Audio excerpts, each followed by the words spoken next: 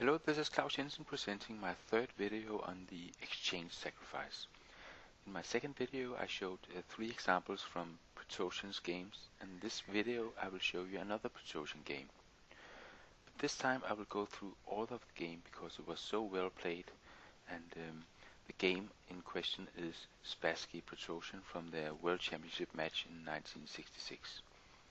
I will run fairly quickly through the opening moves and concentrate on the complications in the middle game.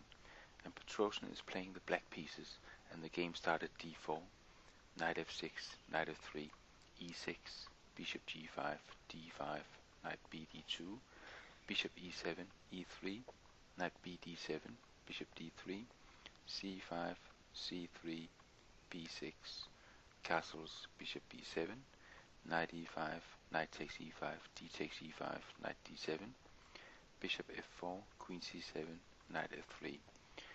And at this point in the game, Petrosian makes an early decision of pushing forward his kingside pawn, so he plays h6 in this position. b4 followed g5, bishop g3 and h5, an early aggression on the kingside by Petrosian. h4, g takes h4, and here if knight takes h4, then Petrosian would have castled the queenside, I guess, and going for a kingside attack with an open g file. And if bishop takes h4, then bishop takes and knight takes, and queen can take on e5, leaving Petrosian with a very promising position. So bishop f4 followed from Spassky. Petrosian castled the queenside, and interesting in this position was b takes c5 from Spassky, because it would open some lines for Spassky on the queenside. b takes c5, rook b1, c4 and bishop c2, leading to a very sharp game with attacks on both sides of the board. But Spassky here played a4, and then came c4, and with this move and the next move, Petrosian effectively locks down the queenside. Bishop e2 and then a6, and now b5 will be met by a5, and a5 will be met by b5. So Petrosian is now securing that the queenside is locked down.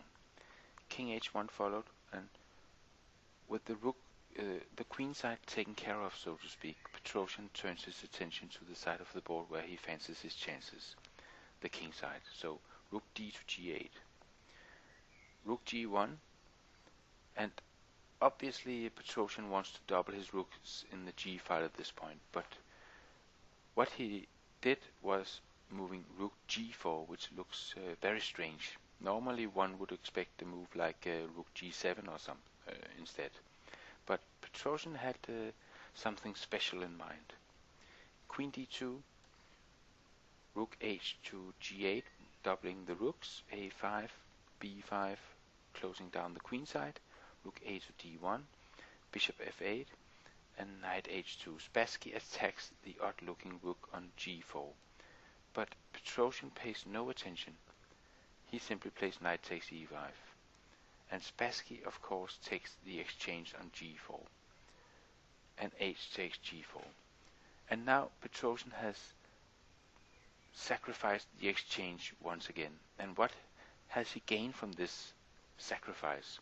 Well, he now has 2 very dangerous pawns on g4 and h4. Very important attackers.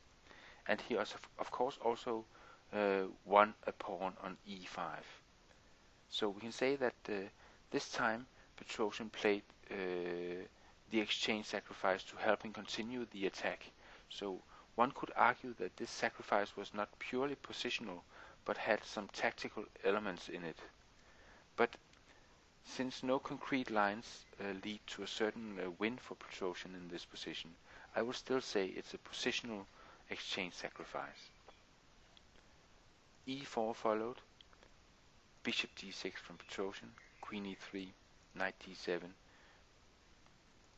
bishop takes d6, queen takes d6, and rook d4 from Spassky, and then after e5, it's clear now that Petrosian is having all the initiative in the game. The queen side is closed. Petrosian is having a nice influence in the center, and on the king side, he has excellent attacking chances. Spassky is in all sorts of trouble. Rook d2 and f5. Petrosian is playing the game very energetically. Now it's impossible for Spassky to keep Petrosian's bishop on b7 out of play. If e takes here, then would follow something like h3, and then d4 would follow soon, and then the bishop would be in back into action. So Petrosian played e takes d5, and then Spassky played e takes d5 and then f4. And at this point of the game, Petrosian must have felt very good, because he has a very promising position with these very dangerous pawns on the king side. Queen e4, knight f6, queen f5 check, king b8, f3, bishop c8, queen b1, and now g3 comes, fixing the g and the f pawns to prepare playing h3 as soon as possible. The game is practically over already, since Spassky has no counterplay at all. His pieces are not working. The rook is passive here, no open lines, and so is this rook, and the bishop has nowhere to move, and the queen is also doing practically nothing.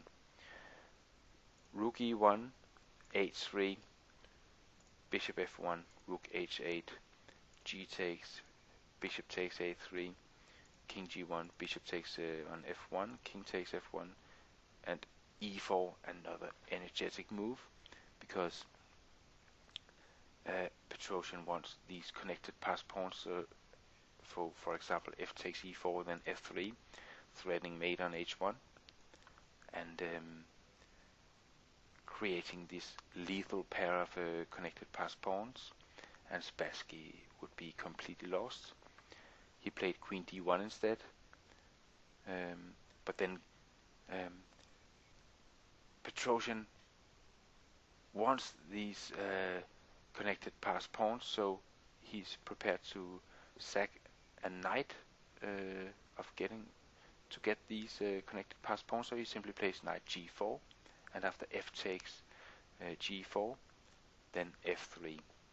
And now Petrosian is down a whole rook, but he has these 3 pawns, and they are much more valuable than a rook. And again, there's mate in 1, and Spassky is defenseless. He cannot defend against the threat of a rook h1 check. He plays rook g2, and f takes g2 check, and Spassky resigned the game.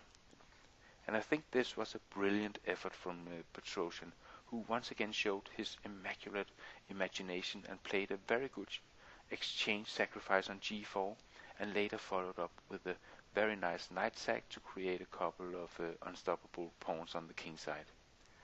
I hope you enjoyed this game as much as I did, and I hope to see you on my blog at clausjensen.com. Bye bye for now.